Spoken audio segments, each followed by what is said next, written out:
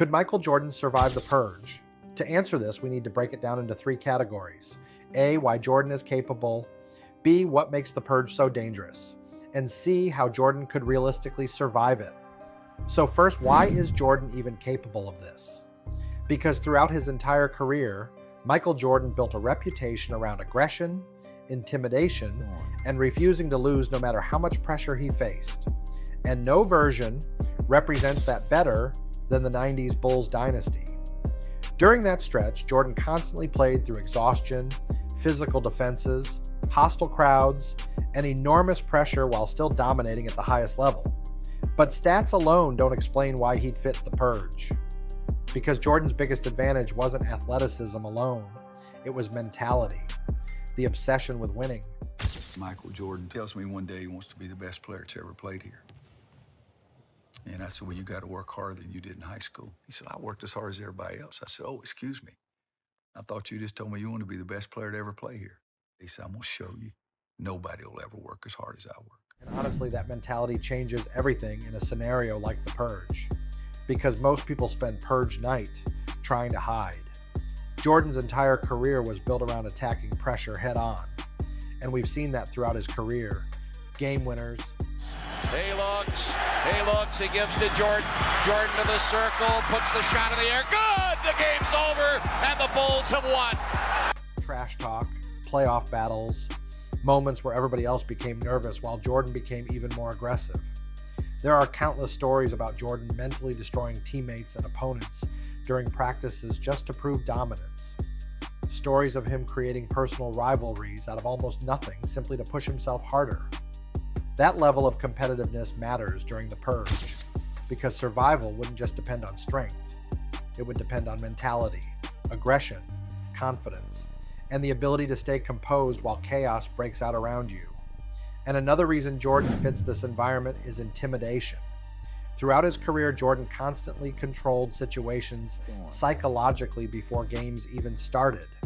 Opponents already feared him before stepping on the court.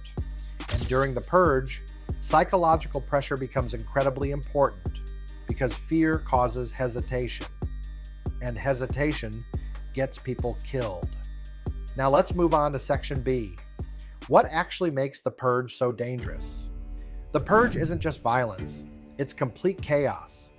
For one night, all crime becomes legal, which means people can't rely on rules, police, or safety anymore. The streets become unpredictable. Anybody could become a threat. And once panic spreads, people stop thinking clearly. That's what makes the Purge so dangerous psychologically. Fear slowly destroys decision-making, and mentally weak people usually collapse once the pressure becomes overwhelming. On top of that, survival depends heavily on adaptability. Situations change instantly. Safe areas become dangerous. People turn on each other. And hesitation can completely change the outcome of a situation within seconds. But probably the biggest challenge is paranoia. Nobody feels safe, nobody trusts anyone. And mentally, that constant pressure exhausts people over time. Now on to Section C. How could Jordan realistically survive this? The first factor is mentality. Jordan built his entire career around refusing to back down under pressure. And during the Purge, that mentality becomes extremely valuable because panic is what destroys most people first. Now, the second factor is aggression. Most people would spend Purge night reacting emotionally and making desperate decisions. But Jordan's mentality was always different. Throughout his career, pressure usually made him more focused and more dangerous. And psychologically, that matters a lot in a survival scenario built around fear. Then there's leadership. Even though Jordan was incredibly aggressive, teammates constantly talked about how his intensity pushed everyone around him to stay locked in. And during chaotic situations, strong leadership becomes critical for survival. But probably the biggest factor is intimidation. Most people during the Purge would look for easy targets. Jordan never really felt like an easy target, and we've seen that throughout his career. Whether it was hostile playoff environments, physical defenses, or enormous expectations, Jordan consistently attacked situations other people feared. And psychologically, that changes everything. Because during the Purge, confidence becomes incredibly important once fear starts spreading. Now, does this guarantee he survives? No. The Purge would still be unbelievably dangerous. The odds would still be against him.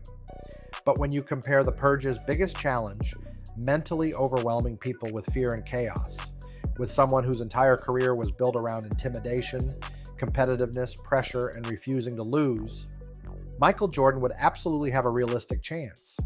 And that's why Michael Jordan could survive the Purge.